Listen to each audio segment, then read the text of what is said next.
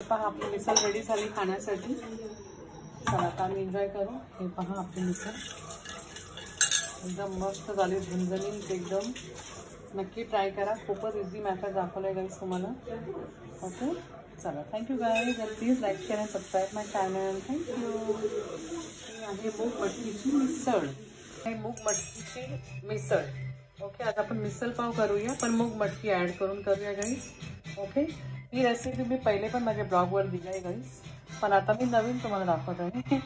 So इथे मी एक कांदा घेतलाय मोठा, इथे आहे कांदा लसूण मसाला, इथे मालवणी मसाला, धने पावडर, हळद पावडर बस, आणि मीठ आणि तेल, आणि आपल्याला गार्निशला कोथिंबीर लागेल। ओके सो आता आपण सुरू करूया, एकदम झटपट होणारी रेसिपी गाईज। आपण कांद्यामध्ये हिंग ॲड करून घेऊया गाईज, नंतर हिंग डायरेक्ट तेलामध्ये जळतो पण, सो मी असं कांद्यामध्येच ॲड करते हिंग। ओके सो आता आपण फोडणीची तयारी करूया। तेल ॲड केलं आहे, राई ॲड करूया थोडीशी। राई ॲड केल्यानंतर आपल्याला डायरेक्ट कांदा ॲड करायचा। आता कांदा छान फ्राय करून घेऊया गाईज आपण। त्याच्यात टमॅटो, आलं लसणाची पेस्ट असं काही जात नाही गाईज, एकदम झटपट रेसिपी आहे। तुम्ही ही रेसिपी एक 10 मिनिटाच्या आत पण तुम्ही रेडी करू शकता गाईज। फक्त आपला कांदा एकदम छानपैकी रेड कलर, ब्राउनिश कलर येईपर्यंत आपल्याला फ्राय करून घ्यायचं। आता आपण मीठ ॲड करूया याच्यामध्ये, सो दॅट आपला कांदा लगेच शिजणार। इथे माझा मीठ असतो गाईज, आता मीठ ॲड केलं, मी संदम मीठ वापरते, तो संदम मीठ ॲड केला आहे। कांदा छानपैकी ब्राऊन कलर येईपर्यंत फ्राय करूया आपण। आपला कांदा थोडासा ब्राउनिश कलर आला आहे गाईज, सो आपण आता थोडासा पाणी ॲड करूया।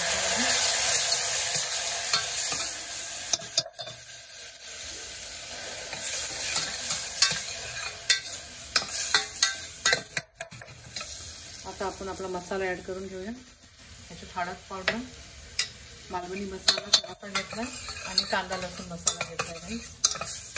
मस्त एकदम थोडासा पाणी ॲड करूया आपण।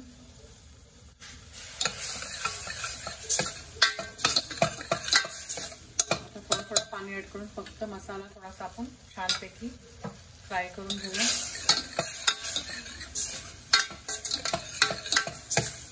मूग मटकी ॲड करूया, मोड आलेली मूग मटकी ॲड करूया।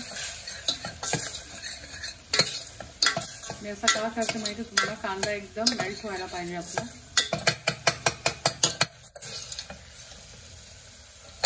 ओके आपल्याला टमॅटोची पण गरज नाही काही त्याच्यामध्ये।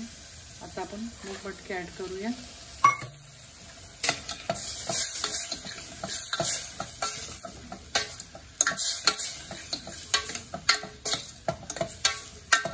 थोड़ा गैस फास्ट करूया।